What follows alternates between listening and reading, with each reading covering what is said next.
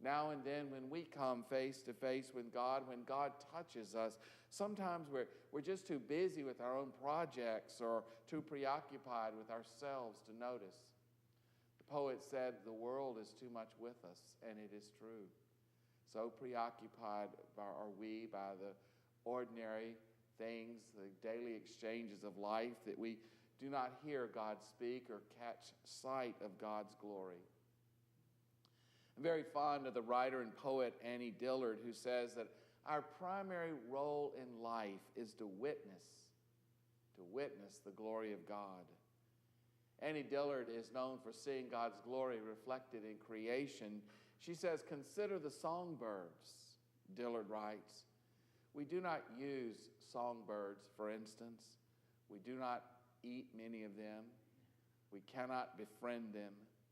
We cannot persuade them to eat more mosquitoes or plant fewer weed seeds. We can only witness them.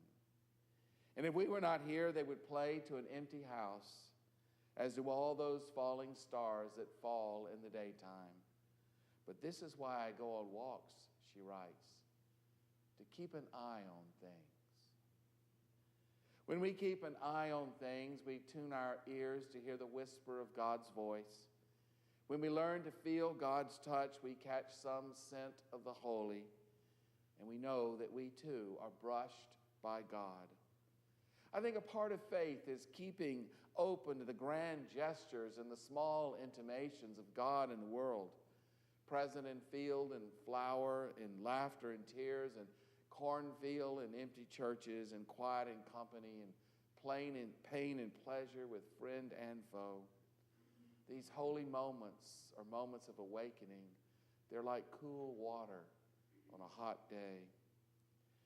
But God comes to us in Jesus is the testimony of the whole of the New Testament.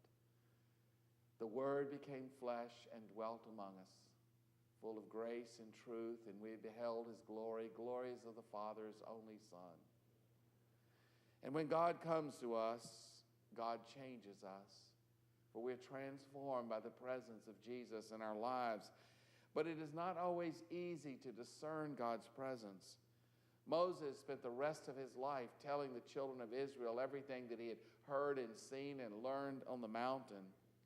And when Peter, James, and John came down for that mountain, having heard the voice of God, having experienced the cloud enveloping them, they were terrified, and they did not know what to say.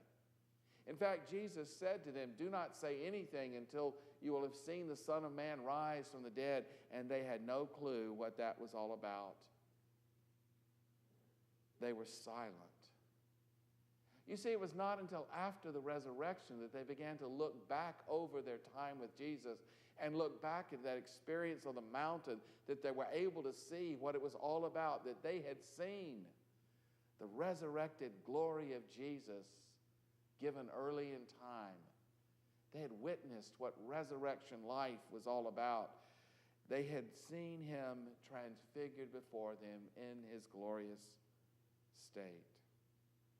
And they knew that he would always be with them, not only in the mountaintop experiences of life, but also down in the valley of the shadow of death.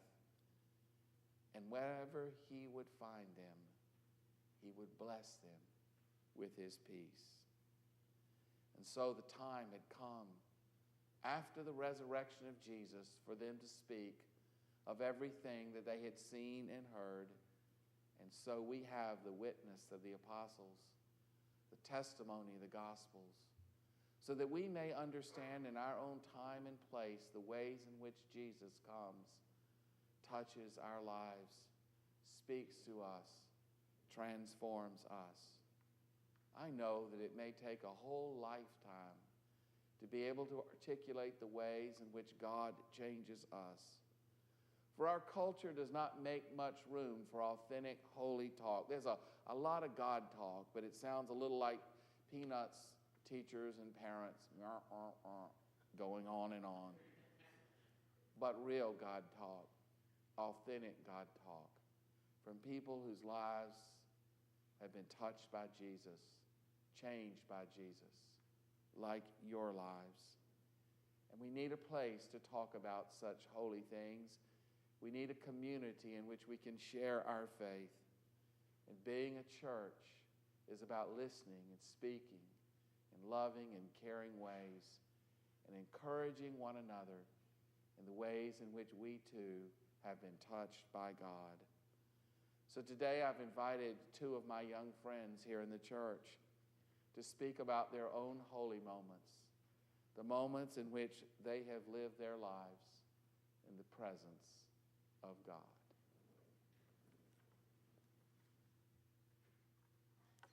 Hi everyone, I'm Anna Savery. I'm a senior at Zionsville.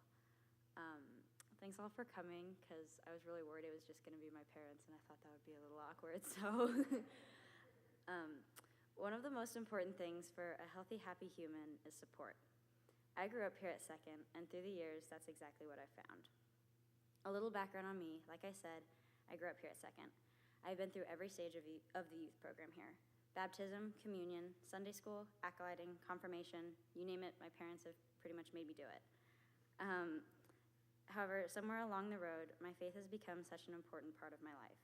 I would be lost without it, but just because my faith is important to me doesn't mean I don't struggle with it. I'm always finding new problems, and I always need help. I need people to encourage and inspire me. My friends that I've made here, who happen to be my best friends, support me. My parents, who have forced me to come to church almost every single week of my entire life, support me. I've been blessed with a great support system. Sometimes, though, outside pressures really start to build up. First, there was school. Then there was college applications. Add in swim practice. Wait, now there are scholarships to fill out and essays to write for them. Where am I going to go to college? I have 3 tests tomorrow. I'm going to flunk out of school. How am I going to qualify for state? There's no time for anything. Sometimes, when outside pressures and stress really starts to build up, it feels like your support system just isn't enough.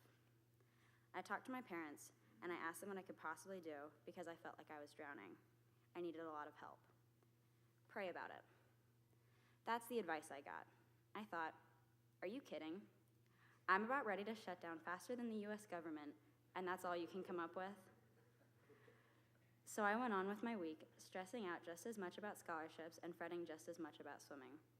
I tried to talk to my parents a second time. Pray about it, Anna. Give it up to God.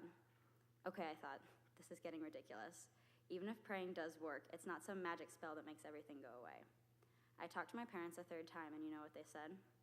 Actually, they didn't say, pray about it. They said, honey, you know what we're going to say.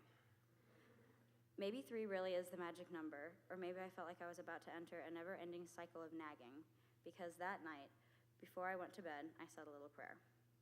Then I said another one midway through the next day, as I felt my stress mounting with homework. I actually found myself praying a lot. Something about it just seemed so powerful. People have been asking God for help for thousands of years, and I got to add my voice to the coalition, kind of like one big group therapy, because we're all in this together.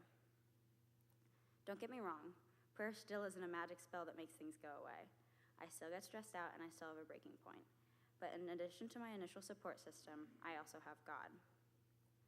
My time at Second has seen me grow as a person, and it has watched my struggles and successes.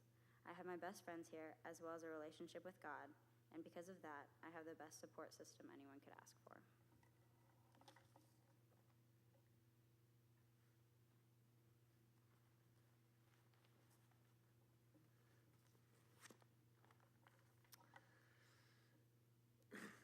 As Anna said, she went through confirmation, acolyting, baptism, and everything. But she forgot to mention who she went through it all with. Yes, you guys may think it's God, but really, it's me.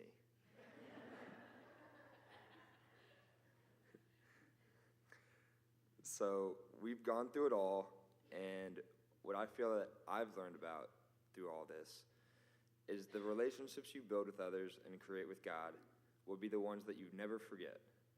The strength of these relationships are unlike any other, and they are some of the ones I will cherish for the rest of my life.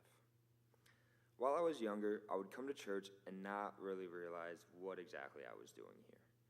I would come and just kind of go through the motions because my mom comes every week and she pretty much just told me where I was supposed to go. And so eventually I came and I got kind of bored, And so I would hide out in her room and play with some 2-year-olds, maybe even get a donut or two out of it. But it was time to go to middle school finally, and I realized I only knew a couple people, but I gave it a shot. Going in, I wasn't really quite sure if I believed in God, and I'd watched VeggieTale movies about him, but I hadn't really felt like I'd seen him in real life. I had trouble figuring out that God is not someone who will try and come out and find you. Sometimes you have to go and find him himself. So I go through middle school, and I finally start to realize that God's everywhere in my life. I felt like I kind of started to know pretty much it all about who he was, what he did, pretty much everything. But really, I was just getting started. So high school comes around, and I feel like I know a lot about God. So in between my freshman and sophomore years, I go on the mission trip to Puerto Rico, and it really opened my eyes to a completely different realm of what God is. We went to a church camp down there and worked hard for days on end. We would always finish before the 3 o'clock rain onslaught, and then go and hang out and learn more about God, the person I really knew so little about. During this time, we would go meet other kids that were on the trip, and even the kids that were still staying at the camp. This is when I started to create some of the greatest bonds with the people I barely knew. And they helped me greatly through my struggles with God, and they probably don't even know it. I was fairly quiet, still am, and it took me a while to open up while on the mission trip. While we were there, I couldn't help but realize all the good things we were doing. Yes, I was keeping in shape for football season while hiking up what seemed like Mount Everest just to get to our rooms. But we got there, I saw everyone change a little bit, and we grew pretty close-knit as a group. I never wanted to go, but it was finally time to leave, and it left me wanting to stay and do more. And in that moment, I realized it doesn't matter, it doesn't always feel good to do stuff for yourself. Sometimes the most rewarding part is when you do things for others. I went on one more mission trip, and it was just as great as the first one. And hopefully, crossing my fingers, I can go to this upcoming mission trip as well. These trips really made me realize that you can try your hardest while struggling with God, but you have to trust his plans and have faith.